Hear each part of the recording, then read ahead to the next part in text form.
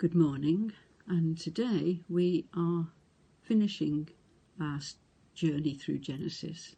And so our reading today comes from Genesis chapter 50, beginning at the 14th verse. After burying his father, Joseph went back to Egypt. All his brothers who had come with him to bury his father returned with him. After the funeral, Joseph's brothers talked among themselves. What if Joseph is carrying a grudge and decides to pay us back for all the wrongdoing we did him? So they sent Joseph a message. Before his death, your father gave this command. Tell Joseph, forgive your brother's sin, all that wrongdoing. They did treat you very badly. Will you do it? Will you forgive the sins of the servants of your father's God? When Joseph received their message, he wept. Then the brothers went in person to him, threw themselves on the ground before him and said, We will be your slaves. Joseph replied, Don't be afraid. Do I act for God? Don't you see? You planned evil against me, but God used those same plans for my good, as you see all around you right now. Life for many people. Easy now, you have nothing to fear. I'll take care of you and your children. He reassured them, speaking with them heart to heart. Joseph continued to live in Egypt with his father's family, and he lived for 110 years. He lived to see Ephraim's sons into the third generation. The sons of Machir, Manasseh's son, were also recognized as Joseph's. At the end, Joseph said to his brothers, I am ready to die. God will most certainly pay you a visit and take you out of this land and back to the land he so solemnly promised to Abraham, Isaac, and Jacob.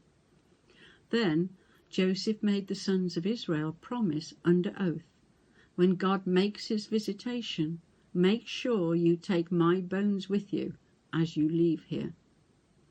Joseph died at the age of 110 years. They embalmed him and placed him in a coffin in Egypt. So at this point of the story of Joseph, we have heard of Jacob's death and his wish to be buried where Abraham and Sarah, Isaac and Rebekah, and as well as Leah were buried.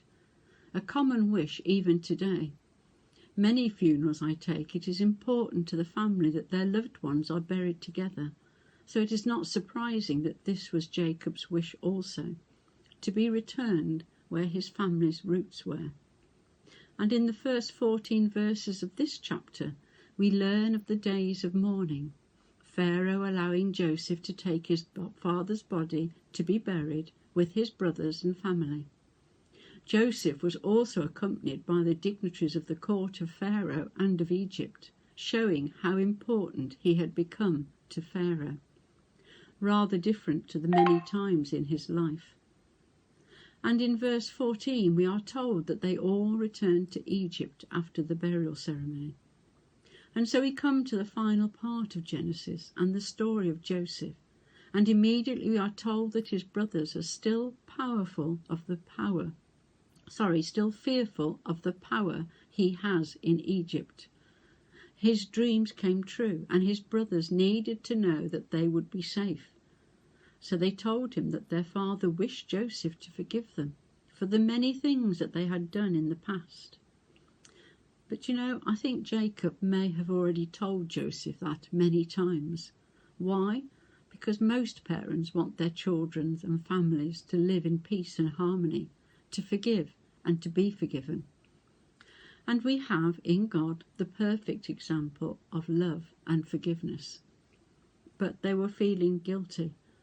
And I'm sure we all know how guilt can make us feel and how it weighs on our minds, especially when we are at the mercy of someone else to be able to move on. I know I have been there many times in my life because of actions or words said that have lingered for some time. And if those guilt feelings can be sorted out with those involved, then we should be reconciled. However, how good are we at taking back those guilt feelings? How difficult do we all find it sometimes? As the song says, let it go. But you know what? We are human and we keep messing up. There are times when we grab things back, probably because we haven't really worked out why we did those things. Possibly because we know they still have an effect on someone. And sometimes it is taken completely out of our control to do anything about it. And so without going into detail, I have felt that, and for one particular thing, I'm still not totally sure of what I did. I only know bits. It took me 5 years or so to finally hand it over to God. After grabbing it back several times, even talking it through with trusted people at times, it still took over 5 years to finally hand over whatever I did to hurt this person to God and to leave it with him. And I know I've been forgiven. Why?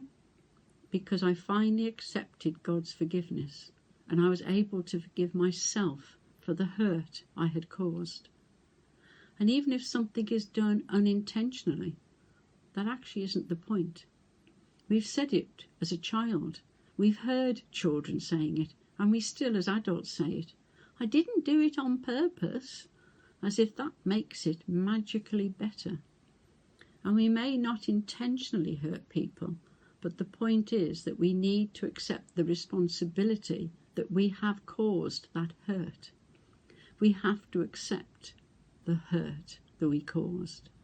And I realised that eventually, that it was the hurt that was very real for this person. And I had to accept responsibility for that.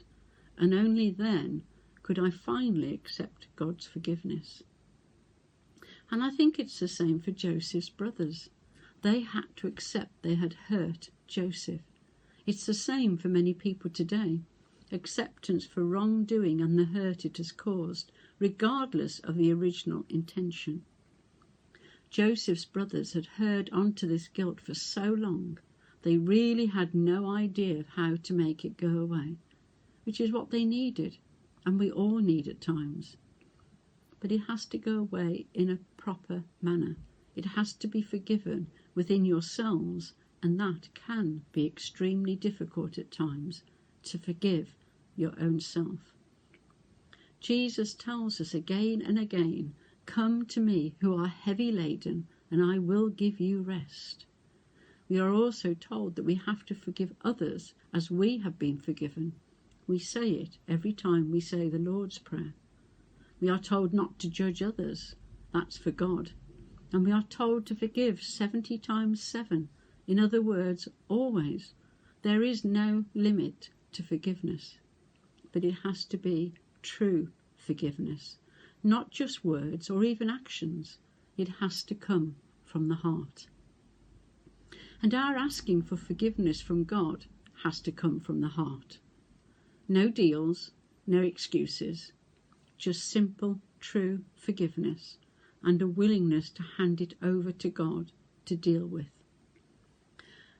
And then probably the most difficult part, we have to accept that we have been forgiven.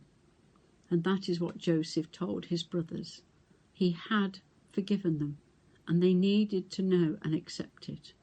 He tells them not to be afraid, that God is the judge, not Joseph. And how many times does the Bible tell us not to be afraid? How many times did Jesus tell his disciples and us today, God forgives. We only have to ask and accept that forgiveness. And then we learn that Joseph had a long and happy life, saw the next generations, and when he was dying, he made his brothers promise that when they left Egypt, they would take his bones with them to be buried alongside Jacob and to be in the place that God promised. And that's another lesson for us to think about. Joseph had complete belief in the promise made by God that the Israelites would leave Egypt. He didn't know when, and he didn't put a timeline on it. He just trusted that God would make it happen when it was right. And how often do we find it difficult to accept God's timing? We are rarely in control ourselves completely. Sometimes because of other people, circumstances, God's timing. But that doesn't mean we sit back and wait. We still have to keep going, keep working for the good of others and of this planet, God's creation. And so we are back to the very beginning of Genesis again, when God created the world and gave humans this wonderful place to live, but with responsibilities. And I think that is what we learn from Joseph. He accepted his responsibilities and kept going, listening to God. And I'm sure he railed against God at times, but deep in his heart, he knew God was there. God had it covered. God knows what is best, gives us the chance to make that our mission too, to do our best, to forgive others, to help where we can, to show Christ's love in all we do, and to accept the forgiveness God has given us completely